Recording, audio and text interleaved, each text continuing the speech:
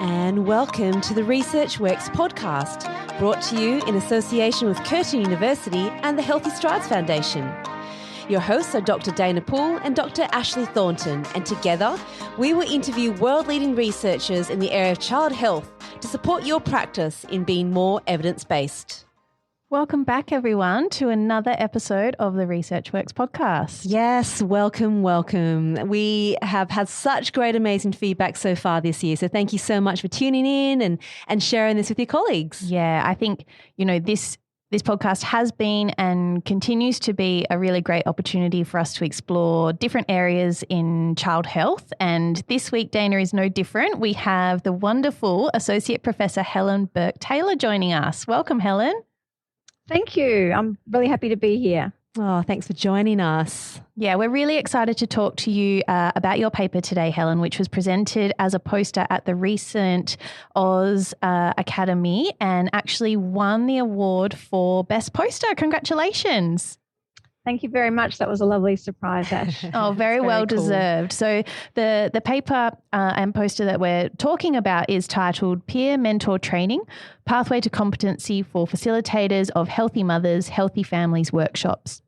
And the paper was published in Childcare Health Development in 2021. So for our listeners, before we get stuck into that paper, let's tell you a little bit about Helen. And Helen Bourke-Taylor is an occupational therapist and associate professor at Monash University, Melbourne in Australia. Helen worked as an occupational therapist in paediatrics and with adults in neurorehabilitation in both Melbourne and Chicago over in the USA. Helen's a fellow of the Occupational Therapy Australia Research Academy, and her research interests include participation and education issues for children and young people with disabilities, support for families, maternal health and wellbeing, and psychometrics related to scale and outcome tool development. Helen's an author of 80 peer-reviewed publications and substantial grant funding in high-impact community activities. Helen's a co-author and co-presenter of the Evidence-Informed Healthy Mothers, Healthy Families workshop, which aims to empower women who have additional family care responsibilities towards better health and wellbeing. This is exactly what we'll be talking about today, so we're really excited to have you on board, Helen.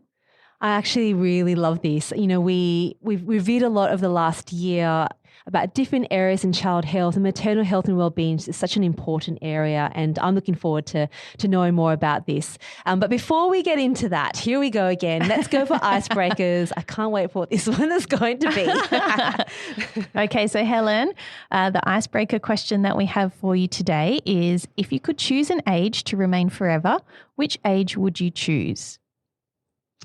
Gosh, that's such a hard one. So many ages, which makes me think I'm very fortunate to have had a good life. I'd say 40, because I had 3 little kids. I was doing the PhD that led to this paper, and it was just really a fun time in my life. So yeah, I'd say 40. So those that are under 40, you've got a lot to look forward to.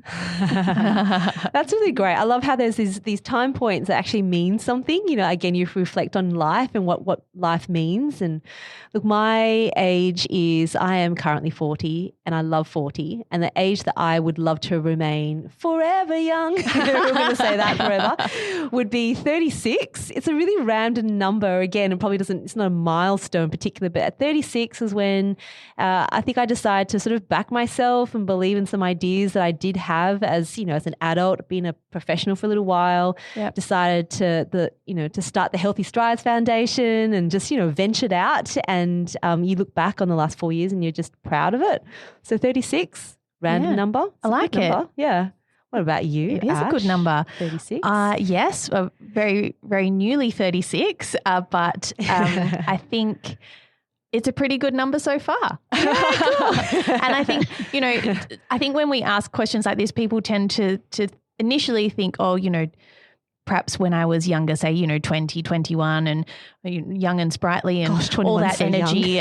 But I feel like 36 and to steal your number, Dana, I feel much more confident in who I am and, what I'm capable of and, you have the right people around you, and you feel very fortunate for everything you have. So I'm going to have to jump on 36 as well. 36 as well. Yeah, I love that. Okay, well, we will remain those ages now in our heads forever, but I just love how that's informed us along the way. All right, well, now we've covered that. Shall we get into this paper, because I'm really excited to talk about it? Yes, absolutely. So let me just go through a bit of an overview. So Healthy Mothers, Healthy Families is a women's health and empowerment program designed to promote the health and well-being of mothers of children with a disability. To increase the reach and scalability to more mothers, the team developed a training program based on principles of adult and transformative learning, essentially to credential mothers as healthy mothers, healthy families facilitators. This study aimed to evaluate the process of outcomes of the competency training for new facilitators. So training of the facilitators occurred alongside the delivery of 23 single-day workshops for mothers, of which there were 298 mothers involved. Workshop participants provide anonymous evaluation of the facilitator's competencies. And to evaluate the facilitator's competency following the training program, surveys, open-ended questions and self-report of competency was used along 15 predetermined competency criteria. Now, the results indicated that facilitators' competency rates were highest after co-facilitating 3 of the workshops. The authors found that the educational package effectively trained 7 mothers of children with disability as workshop facilitators, and that the training supports the fidelity of the intervention and enabled successful upscaling. This work really does just highlight the importance of peer mentors as facilitators. Thank you so much for that, Dana. No worries. Firstly, I think we said this already, but it really isn't difficult to see why you won Best Poster, Helen, for this work. It's really clear, and the content, this idea of peer support and empowering mothers of children with disability using this peer support network is unique. And as you say in your paper, as well as being unique, it's also quite strategic and logical when you think it through. So before we get stuck into the workshops and the content around them, I wanted you to give us a bit of background as to why you and your team actually developed Healthy Mothers, Healthy Families. Yep. So I developed Healthy Mothers, Healthy Families after doing my PhD, where I looked at the health and situation of Victorian mothers of children with a disability. So in that study, I looked at, I interviewed about 152 mothers, and I was looking at the rates of mental health conditions when they were diagnosed, back problems, knee problems, all those sorts of things. What were their child's care requirements, whether they worked, whether they had sleep interruption related to caring. It was a very comprehensive overview. And what came out of that, I also developed 3 instruments to measure the extent of support children need in play and leisure, children's challenging behaviour that is most detrimental to mothers' stress levels, and that's according to mums, and then also an outcome tool that was about healthy behaviour change. So what came out of that is that mothers have very high rates of mental health differences compared to other mothers. They report much higher stress, and there's a lot of research since then that's shown this to be true on lots of levels. And so I put the program together looking at, well, how can mums find the time for their mental health, their physical health, socially connecting with others when they really don't have any time? Yeah. So I put the program together, and I joined with a women's health general practitioner. Yep. And so we first of all put together, first of all, I went to the US and I did a day workshop in Chicago with a friend of mine who has a son with cerebral palsy. Then I came back and I worked with the general practitioner, and we invited in physios, we invited dietitians, we invited psychologists to come in and speak. And so it ended up, the need is so high that the program has boomed. I think it's been delivered to over 1,000 mothers. Never been to Western Australia yet. And so it's when you realise that the need is so high, and you hear from mothers that they want to hear from other mothers, the natural conclusion was to train mums, and that's what led to this. So for this grant, we delivered 23 workshops in Victoria and Tasmania to mothers. So it just wasn't possible for the GP to continue. Sure. And I certainly couldn't do my full-time job on top of this program. So we trained the mums, and they just were amazing, amazing mothers. And I love how the way you've described that as well. It's there's all these buzzwords that come about in research over time. But this one is so true. It's co-design, and it's more than just a buzzword, because if you can co-design, which is exactly what you've just described there, in developing this program, identifying the need, bringing in all the stakeholders to really solve a problem and create a very logical and sustainable solution. That's really incredible. I love hearing things like that. So congratulations. It's amazing. Thanks, Dana. Yeah. And I think it's really interesting you say that, because, we hear about this 5-year research gap. But with my program, it ran last week to 20 mums with new mothers delivering it. There is no research gap when you co-design and co-deliver with the participant group. So it's not about a professional like me and my GP colleague imagining what mums want. It's about interviewing them, doing qualitative research first, developing instruments, designing the program in exactly what they need. And of course, then the uptake is there, because it's very responsive program development. That's so powerful. And really authentic engagement with all the right people. Yes. What an example. I love that. And I love that. So the history in terms of, how you sort of came to the place to thinking about designing this. I just want to go back into a bit of the background, and you have this lovely way of phrasing it in your introduction here, where you talked about, the lived experience of mothers and the pressure cooker of issues that create unrelenting and extreme stress. And I thought maybe that would be something that's worth looking and just talking about a little bit more here, because, as a health professional, you see it. And sometimes being able to identify it just helps to create a conversation around it as well, and starts that support. So can you just give us a bit of a review, I guess, of what we know in the literature about what a lot of mothers of children with disabilities do face? What are some of the commonalities that we can talk about? Yeah. Well, first of all, they love being mothers. They love their children, and there's a lot of joy in motherhood and in their child. They draw a lot of strength and resilience from how amazing their children are. Children that are challenged by, communication issues, physical disability, children that find enjoyment every day. So mums are very motivated by their children. But they have a way more complex daily routine. So where, a single person might be able to get to the recording studio today like you did by just getting up, getting dressed, having a shower, driving your car, and out you get. Well, if you add to that, 2 typically developing children who need to get to creche, then your life becomes a bit more complex. Now let's add in that one of those children is wheelchair dependent, is dependent on gastrostomy feeding, is not independent in toileting, and imagine yourself getting to the studio today. So it's about the layers of complexity in daily life. What mothers also face is more uncertainty. So you're a mum sitting there conducting this interview. You might get a text from creche that Johnny's got a fever. It interrupts your daily schedule. But mothers of children with a disability face that any minute of any day and constantly. So planning is really difficult. And these things, of course, they lead to higher stress. And so that's why mothers do need to pay more attention to themselves. They need to bring in more support, paid carers, family members.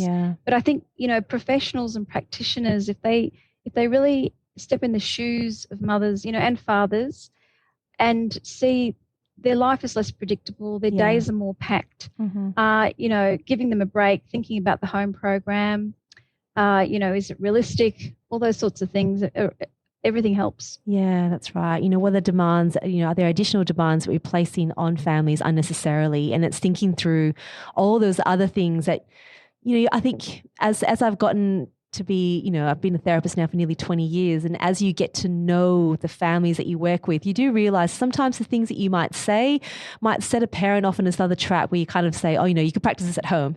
And if you don't quantify that sometimes, they go, is that an expectation that I should be doing that? Because I love my child, I want the best for them. And then I've just added something on there without really quantifying. It's just that little layer of thinking about what it is we're saying. An extra kind of part of the load for them to carry with them. And, some of the downstream effects of that complexity, Helen, that you highlighted, you know, things like taking away from a mother's leisure time and this idea of isolation and perhaps stigma associated with, you know, with caring for a child with a disability. And, you know, I think touching on what you just highlighted there with the complexity of getting children to care and things like that is ultimately takes away from potentially a mother's ability to work and things like that. So, you know, could you speak to a little bit to those downstream effects of the complexity of caring? Yes, certainly. Yes, so I did look into participation in paid work, and certainly mothers of children with a disability do face many more barriers to participation in paid work, which of course has other downstream effects, such as, you know, just less money in the family. But also for women, if you know, part of our self-identity is who we are professionally. And we go to work and we are that person. And we're also a mum because we're simultaneously we have many roles. But being able to participate in paid work and be in your profession or your trained area allows you to be yourself. And so therefore it does protect your mental health. You know, women want to work. We don't want to become the, you know, little person over in the corner who cares for everybody. We want to be the caring person, but we also need to be ourselves. So supporting mothers, you know, through, you know, extending school holiday programs, through before and after school care that accommodates children with disabilities, through paid carers at home that will allow the mother to work till 5. All these things benefits the mother, but the whole family. That's right. And you know, children learn, you know, my mummy or my mum is also a hairdresser. She's also a physiotherapist. That's my mum. And so my mum's got to take time out for her work. Similar, my mum has to take time out to see her friends and have coffee because I get to play with my friends. So it's really making it a fair distribution. We're all individuals. We've all got to work. We've all got to play. We've all got to have leisure. We've all got to sleep. So, you know, in some families, mothers will always prioritize their children, particularly children with disabilities because they have higher dependency. And they're amazing champions, but that's only sustainable for so long. That's right. You know, even by the school years, mothers say they're in a state of health recovery. There's a good study in the British Journal of OT where they interviewed 15 mothers of children with cerebral palsy in Iran. And these women there totally devoted themselves to their children. And then they get into a state of, you know, oh, wow, I am so unhealthy now. And it's across cultures. It's in every culture. Motherhood is self-sacrifice. But mums of children with disability need to learn early, I need to be many other things as well. I was just having a conversation with a mother just last week, and she was, you know, child newly diagnosed, and she just said, you know, I've spent all my adult life so far building my career, and that's what I've been doing, and I'm really good at it. And then suddenly I'm thrusted into this world where I need to understand therapy and appointments and be a therapist. And how do I do that when I haven't got any experience in that, but I'm really good at what I do and I can't work anymore? And, you know, you could literally just see this crossroad point where she was like, well, how do I do this now? And there's the real practicality. And I love that research now is, you know, documents these things because they're not just things that we talk about in a conversation. It's research. It's real and it's recognized. That's right. Yeah. So Dana, that's really interesting. And something that Ash said before was about stigma, and women do face stigma like that because that mum may be under the impression, and all of her family and friends, that she'll now devote her life to her child, and she will. But she doesn't have to give up her career. She might be feeling like that now, but part of her valuing herself and her continuing in an energetic way to support her child may be that she does get a paid carer to take the child to physio for one of the sessions a week, and she does the other 2, and she goes to work that day. I think that's a message for women as well as, you know, what is motherhood? We see motherhood in movies. You know, we see motherhood when we go to the shopping centre, and we need to let women, you know, develop the role that they can sustain across their lifetime and the child's lifetime. Don't give up that career. Go back to that mum and tell her, you don't have to give up your career. One day you'll get back to it. Don't take your eyes off that ball because that ball will be there. It's beautiful. Right now, you're developing different expertise, but that will come back. There's There's a saying that comes to mind when we talk about all of these things, Helen. It's probably a bit cliche, but, you hear it so often, and you hear it said to mothers that, you can't pour from an empty cup. So you need to find ways to make sure that your cup is full so that, you can fill up the cups of your children and, the other important people in your circle. And, I think it's said a lot, but it's not necessarily implemented a lot because mums, like you say, they'll often prioritize everyone else ahead of themselves, and they're the ones who end up suffering. And I think the people around them, when you are feeling happier and more energetic, you're able to give more to the people around you, aren't you? So it benefits everybody. Yeah. That's right. Yeah, that's right. One of the things that I really enjoyed reading about was some of the research findings that document the more positive experiences of mothers. And I was wondering if you could talk to us a little bit more about what some of those were, things like psychological growth. It's not something that you hear about a lot, but I think that's still a really important aspect of this as well. Yeah, so post-traumatic growth, where, what mothers describe is a series of micro traumas that happen to them. And probably the biggest one is when you're told about the diagnosis, although some mothers say that that's a relief to them because they always knew something and now they've got a diagnosis they can work with. So certainly mothers talk about developing amazing skills, organisational skills, learning to communicate with professionals like the two of you and myself, with doctors, learning to develop the sorts of skills you'd get if you did an MBA type of thing. So women do go on to become professional advocates. They take up CEO roles in childhood disability organisations. They become, assistants in schools, school assistants, for kids with disabilities. If you go to any physio, OT or speech pathology course, you'll see mothers of children with disabilities there retraining. So, it's amazing that way. But also, and one of the reasons I've been doing this work now I started it when I was pregnant with my son, who's now 16, and I started the program in 2012, so it's 10 years. I've met the most amazing, inspiring women who've faced such hardship with grief with their children, but been so inspired by their children. They're such rich individuals to be around. And this is one of the things with training mums to be facilitators, is you have a room full of these empowered women who aren't self-focused. They're not taken up with something dumb about like the price of real estate or, what shoes I'm going to buy next week. Like they're really wonderful human beings. And so this is where I like getting mums in a room, in a group, and, having two facilitator mums, they just share at a totally different level because they're not explaining, actually, I'm not ashamed of my child. I'm not grief-stricken. I wouldn't change my child. My role is a gift to me. Other mothers might say something different because we certainly do have angry mums and we certainly do have sad mums.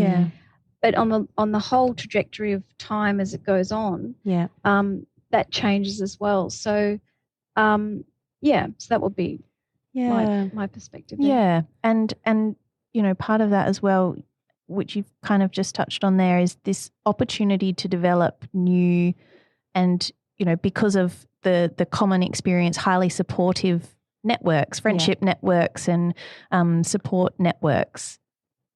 Yes. There's in Australia now, since the NDIS, we've seen real empowerment of mothers. We've got Source Kids, Source Mama. That's a massive network of mothers of children with disabilities, like 26,000 followers. We've got Peas in a Pod, which is two mums who talk about, their life with twins with disabilities. We've got Healthy Mothers, Healthy Families, and I've got a website there. But, it's really groundswell empowerment, which I hadn't seen in Australia. When I came back from the US, because I lived there for 7 years, and women in the US are way more empowered. They were then because of the Americans with Disabilities Act, and because you can sue someone if they won't let your child go to their school, or they don't provide physio and OT during the school day. Like those mothers, the legislation's much stronger. So when I came back to Australia, I was like, wow, these mums are just sort of accepting what they can get, as if it's a handout. Like in those days, yes, it was different. The NDIS has kind of given people, look, we're all different. Some of us are healthy. Some of us are healthy with disability. It's given everybody a go. And so I think it's really wonderful to see organisations grow that are headed out by these women. Yeah. And I think we can all sort of think of examples like that as well, and with social media too, we talk about the negative part of social media, but sometimes there's some real positives as well, because it's where, the reason why it was sort of initial was just to connect with people, and have that opportunity, because you're not always going to have an opportunity to sit with a bunch of people to have a chat. Sometimes it's just connecting online. And you spoke there a little bit about, in terms of support groups and what they, so the reasons why it can bring people together. And I thought we could just delve into support groups a little bit more, because I think some of us may have been part of one before. Some of us may have only seen it on TV, in TV shows and what they actually do. But, there's now more and more, like the work you've done, that really talks about the value of support groups. It's more than just a term saying, a bunch of people come together to chat. It's so much more than that. Can you tell us a little bit about what the research says about, support groups? Yes. Thank you, Dani. Yes, so support groups are important for families of children with disability in general.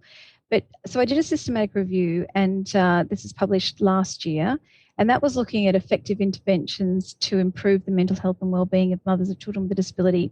So there were 4 main types of interventions, like cognitive behavioural psychology, health education, psychoeducation, mindfulness type of groups, which included cells of dancing and arts and crafts. These are from all over the world. Right. And then support groups were the 4th one. So there was only 31 studies that really looked at improving mothers' health and wellbeing. Wow. So with support groups, they are effective at improving mother's sense of support, her social connections, but also ability to navigate services. Sure. Because they meet similar others, say, like another mother of a child with Down syndrome, they ask about the services, they go check out those therapy practices, they get the right pediatrician for Down syndrome with heart defect, like they navigate and network really well. But those support groups aren't as effective at reducing stress and improving mental health and wellbeing. By far, the cognitive behavioural and the psychoeducation education programs are effective.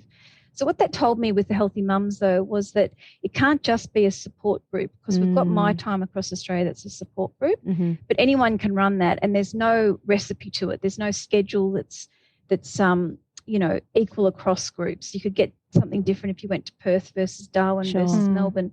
So with the Healthy Mums, I had to train the mothers to be more than peer mentors. They had to be competent at delivering an effective mental health intervention. Sure. Keep the group safe, keep everyone in the room feeling confident. Yeah. Deal with something terrible happening, like a mother standing up and saying, I've contemplated suicide. How do you respond to that and keep everybody else in the room safe? Yeah. So it's not an area where you can just say, look, Jane, you've got lived experience. Why don't we plonk you in front of a group of 20 mums? Yeah. Because you can't do that. The risk minimisation has to be put in place. We need to make sure what happens when someone says, I'm a victim of domestic violence, and it's actually my 17-year-old son with autism. Yeah. Like what do we do in these scenarios? So it takes a step up from support groups to we're doing something slightly different, something in a very delicate area, and we want to do it effectively. So that's what this program is about, and why I was so happy it got selected, because what we showed is that with a good, thorough program where you train and you give the people being trained access to a doctor and someone like me who's experienced in my area. I'm an academic, so I wrote a curriculum with competency criteria, and I really made sure these mums felt confident, that they were effective, and they're amazing. They've 298 mothers we got to through training those 7 women. So it just shows up scalability. Yeah. That's wonderful. It really is. And I'm pleased that you mentioned those 15 competency criteria, because I was hoping that was where we might head next with our conversation is actually delving into those a little bit. So thank you for helping me do my job, Helen. That's okay. But I think, as I was reading through them, you can see how these criteria provide a really great framework for training, and also, as you were saying, making sure that these facilitators who are mums feel really safe and supported to facilitate these workshops. So I was hoping that we could start with a little bit of a discussion about how you actually arrived at those 15 criteria and why you considered them to be, crucial to the delivery of these workshops. Yeah. So I arrived at them more than randomly. I sort of want to say they're random, but they're not really. I really thought about, with my GP colleague, what do we do every time we delivered the workshop, for the fidelity? We didn't sort of make it up as we went along. We sort of, what did we do to make sure we kept everybody safe, to make sure that we felt confident in what we were saying? Because, for example, we did deliver physiotherapy information. We did talk about women's health and the importance of doing weight bearing for bone health and cardiovascular exercise for whatever else. Like we did present other professionals' materials, and we had to feel confident in that. So we had a physio trainers. And then, how do we deliver it in an authentic way that makes people believe what we're saying? Well, when you're a professional, they will believe you. Like they believe my GP colleague. Of course they believed her, because she's standing up there and, she has 5 sons and she's an expert. So, but will you believe a mum when she's trained? Sure. Well, so we had to sort of look at all those things. And effective listening skills, like, what do you do when someone says something devastating in a group? How do you listen, turn around a response that respects everyone in the room, keeps them safe, makes the person feel validated? So these are sorts of skills. It was through really delivering it over and over as experts that we sort of pulled out, well, what do we think is needed? And, I'm looking at the other ones here. So that, to me, they're slightly, some of them are a bit repetitious, but they all add up to confident and competent delivery of the workshop as it is, harnessing hope and positivity in the room. I mean, we couldn't have someone who's kind of dippy downer with a flat voice who wanted to share. We didn't want mums who would overshare too much either, because it's about the women in the room. That's right. So we sort of arrived at it through a slow process of picking the program apart, I think. Yeah. And I, as I was looking through them, you kind of, some of them are, to me, seem a bit sequential in that, if you're feeling confident in your knowledge of the subject matter at hand, then that will, you hope leads to a confident delivery in the workshops and being able to promote that kind of sense of credibility that, no, I know this subject, I know what we're talking about here, and I can, impart that confidence into all of you who are here today to take that on as well. Do you think that, there are some kind of downstream effects with that? Yeah, definitely. That's a really good point. And I think it's kind of scaffolded is what you would sort of say that. That's a much better way of saying it. It's a very OT way of saying it, actually. That's right. It's a task analysis. It's a breakdown of what's needed. But you're right. I mean, it is scaffolded, because now, you, unless you're delivering it competently and you're confident in what you're saying and you know what you're talking about, you can't maintain the focus of the group and make the room emotionally safe, because there's no credibility in it. Yeah, that's right. So it all feeds into itself, but it definitely does build. I think you're right there. Thank you for pointing that out. I think, and the thing that jumped out to me as well is the ability to adapt. I've done some lecture presentations before, and when you feel really confident in what you're delivering, it means that if someone does throw a question at you, or if things take a different kind of tangent to what you were expecting, you can kind of pivot how you're facilitating that conversation, because again, you feel confident in your knowledge of the matter at hand. The other thing that jumped out at me, Helen, was this idea of skilled communication. And I was hoping you might be able to talk to us a little bit about what you think comprises skilled communication and how we might be able to help people develop that if perhaps, that's not an area of strength for them. Yeah, so skill communication, we'd love to have a speech pathologist in the conversation here. Mm-hmm. But I think, it's being able to listen accurately to what someone's saying, Yeah. To use their chosen words when you're replying to them, because that validates what they're saying and it shows that you've listened to them, you haven't listened to them and turned it into the question that you want to answer. Mm-hmm. It's also, skill communication is understanding what you should answer Yeah. and then what you should open to the group. So, for example, if someone stood up in the middle of the group and said, I'm just so overcome by guilt because unless I'm doing something for my child and doing their therapy at home, I feel I'm not doing the best and I just hate it. And so this guilt is keeping me awake. Wow. So I might respond, if I'm a skilled communicator, I would say, many other mothers similar to you have talked about guilt in these groups, validating the person, Then I might say, one mum who came to the group said to me that guilt was like a hot coal that you hold in your hand and squeeze. The only person that's hurting is you. And when I was told that, I, blah, blah. And then I might say, is there anyone else in the room? And hold my hands, is there anyone else in the room who's got some advice here about guilt? Yeah. So it's not only, so it's sort of saying, look, I'm going to validate you. Yeah. Then I'm going to tell you a little bit about what I know and what other women have told me. And then I'm going to share and ask women in the room to come forward. Then the skilled communication goes on because I might get one mum say something that upsets the mum.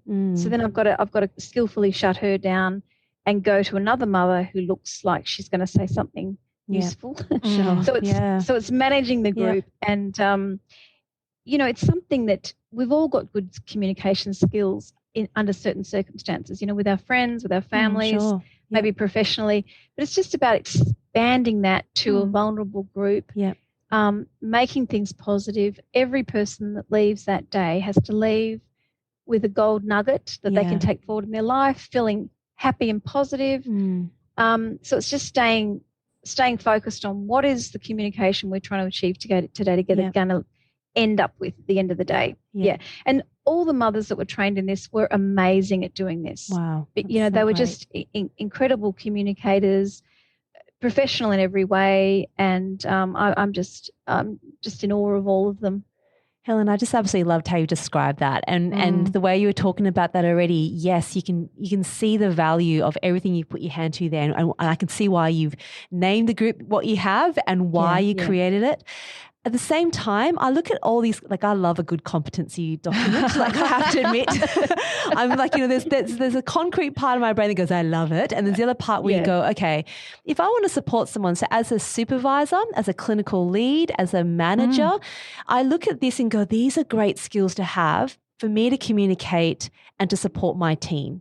These are great skills for therapists. When you go and apply for a job, you've got your desirable and your essential criteria that you apply for. I just go, this expands the area that, this to me feels like we've just expanded that criteria. And these are skills that therapists can have as well and should be looking to develop too. And I just love that. And so for everyone who's been listening, I really encourage you to get a hold of this paper.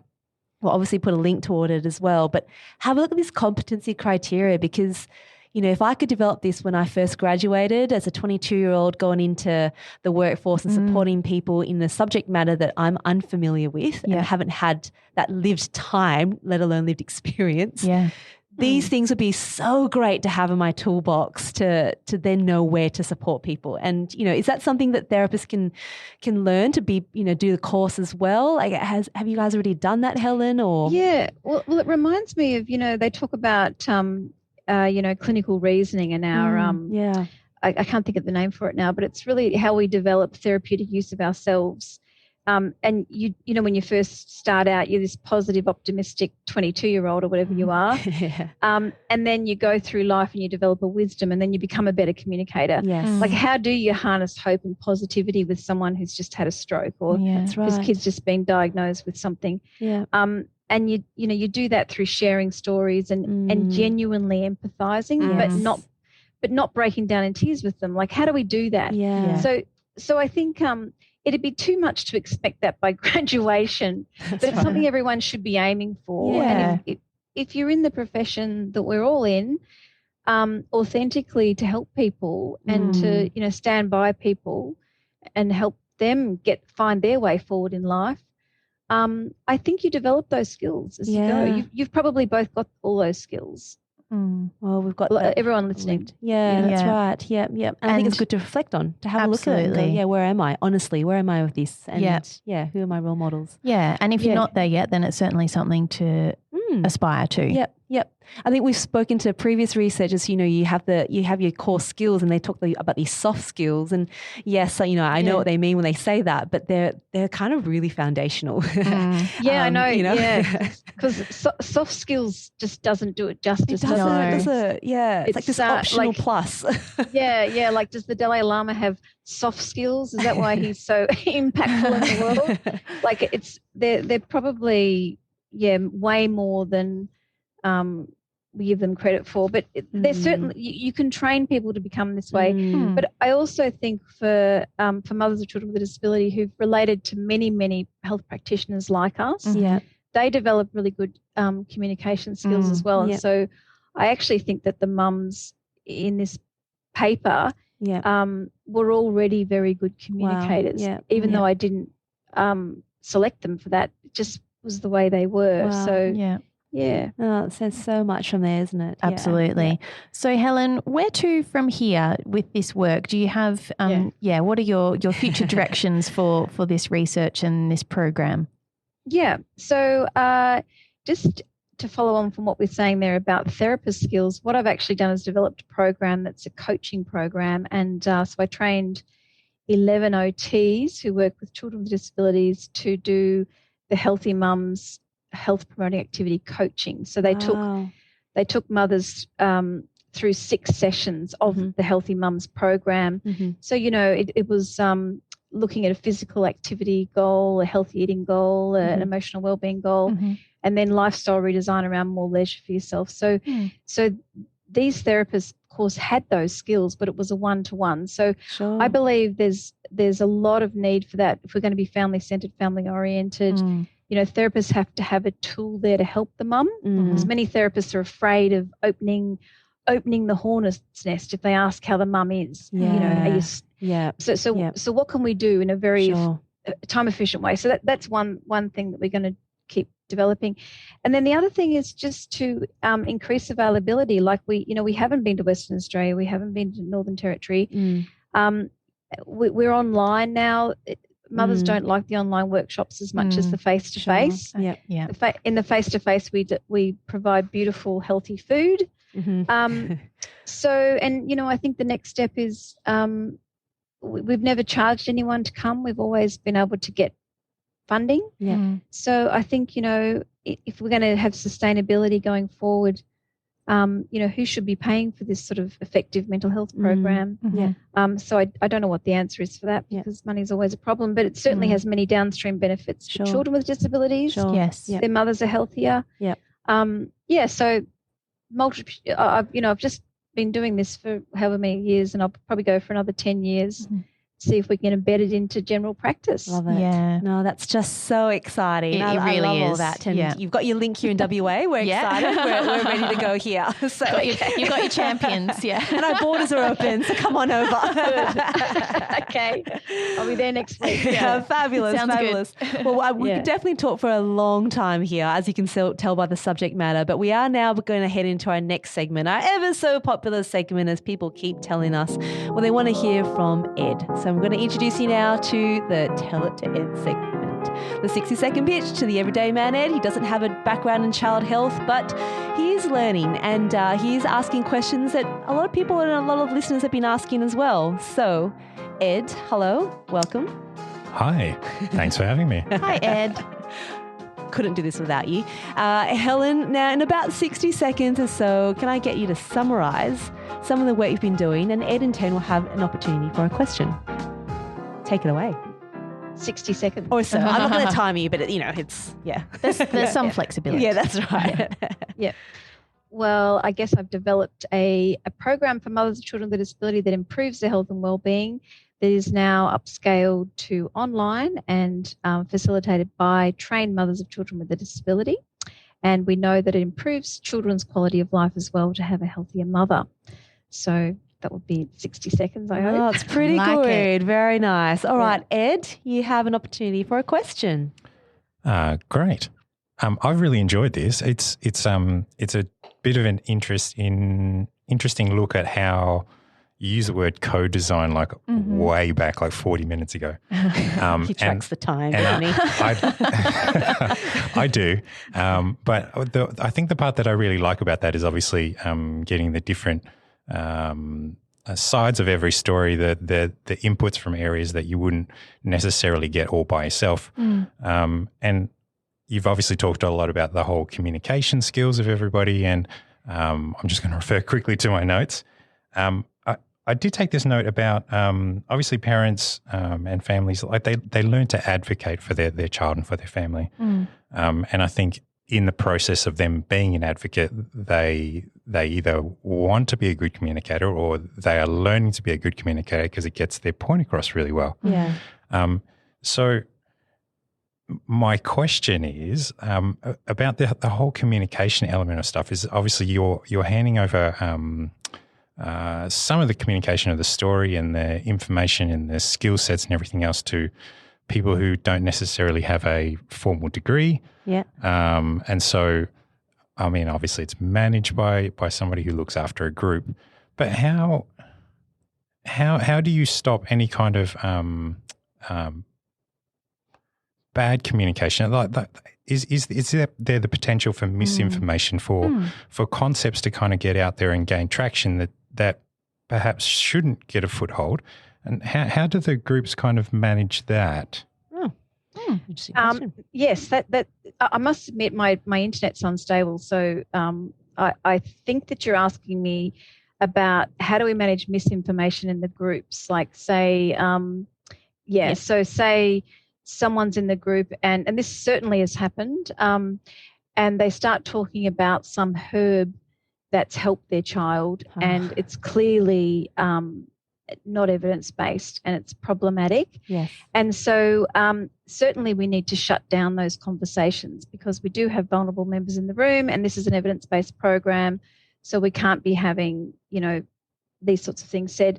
So it's a matter of shutting down the conversation as quickly as possible. Today's about you. It's about you and your health. It's not about children with disabilities. Sure. But I would like to talk to you about that in the break.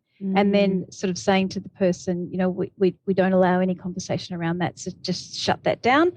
I think that would be the main way to address it, is to shut down the information. But one of the other ways in the program is we talk about the journey of mothers. And so there's initial shock and grief, and then there's a seekership phase. And the seekership phase is where people rapidly go out for knowledge acquisition. They're looking up, what does cerebral palsy mean? Who helps me with cerebral palsy? What's epilepsy? What are all the treatments? And so people become very astute at information gathering. Yeah. Then the next phase is disability focus. They try all these things out. So we're always faced with misinformation with the internet as well, because people get on and Google. Dr. Google leads us anywhere. So we do talk about this because it's women are very vulnerable. Same with the dads in the first couple of years after diagnosis, because they've got us as the main practitioners, but they've also got alternative complementary medicines who promise things. Yeah. So we're teaching them to be astute consumers of health information and interventions. And so I actually tell the mothers that in the program. So we sort of address it with, we're trying to teach them to be evidence-based consumers. Yes. So I hope that is somewhat of a decent answer, Ed. No, I think that's really good. I mean, obviously, it can be dangerous in the hands of people who don't know what they're doing, but I guess if it's facilitated well, that's great. Yeah. Which leads me really quickly to my second question. I'm going to take the we normally say advantage. just one. He's taking liberties already. Yes. Yeah. So, Helen, I know you spoke about being in the United States and the difference that you saw in terms of how families advocate for themselves in the United States versus Australia. And then you touched really briefly on like where funding and sustainability comes from. Like, is there something that needs to be kind of at a government or a legislative level that kind of can improve the situation here in Australia, especially versus what you saw in the United States? Yeah, I think where Australia's doing fairly well is in the carer area, because you've got the carer gateway, you've got a lot of resources going into carers, but it's still a separate system to disability with the NDIS. Yep. So I think that we need to have better connection, because mothers don't self-identify as a carer for a number of years. In fact, they're kind of offended by the term. I'm a mother. I'm not a carer, because carer would say my child's permanently disabled. So, to many mums, not all mums. So I think that we need the NDIS to recognise the inextricable nature of having a child with a disability in the family, that the child can't participate in local sport. They can't participate in, cooking group at the local community health centre unless a parent or a sibling is there as the communication partner to get the wheelchair out of the car. Like it's a whole family event.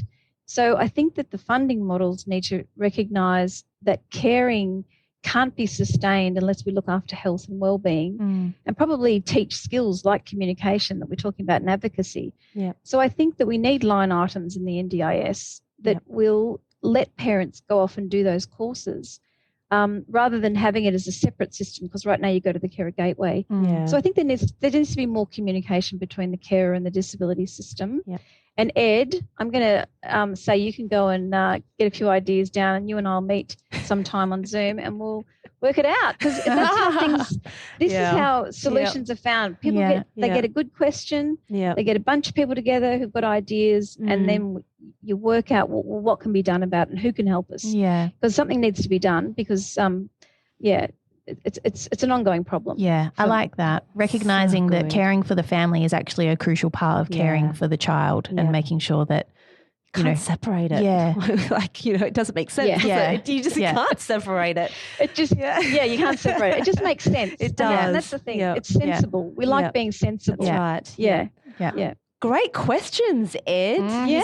I'm impressed. Thank you. Yeah. I've been working on it in the off season. The pressure builds every week, Ed. It does. No, it's really good perspectives. Well, unfortunately, we do need to come to an end. Like I said, I feel like we could talk about this for a long time, because it's obviously something that's really dear to our hearts. And, you don't come into this area working with people unless you care for people. Yeah. So, Helen, thank you so very, very much for joining us on the podcast today. We've just absolutely loved it. And for all of our listeners, we'll obviously put up all this information and links, especially to the Healthy Mothers, Healthy Families website as well, on our website, researchworks.net.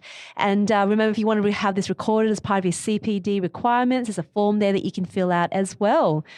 But for now, we say goodbye. Yeah. Thank you so much for your time today, Helen. We really appreciate getting to speak to you about this. It was an absolute pleasure. Thank you for having me. Thank you. All right, to all our listeners, we'll talk to you guys again next week. Bye. Bye.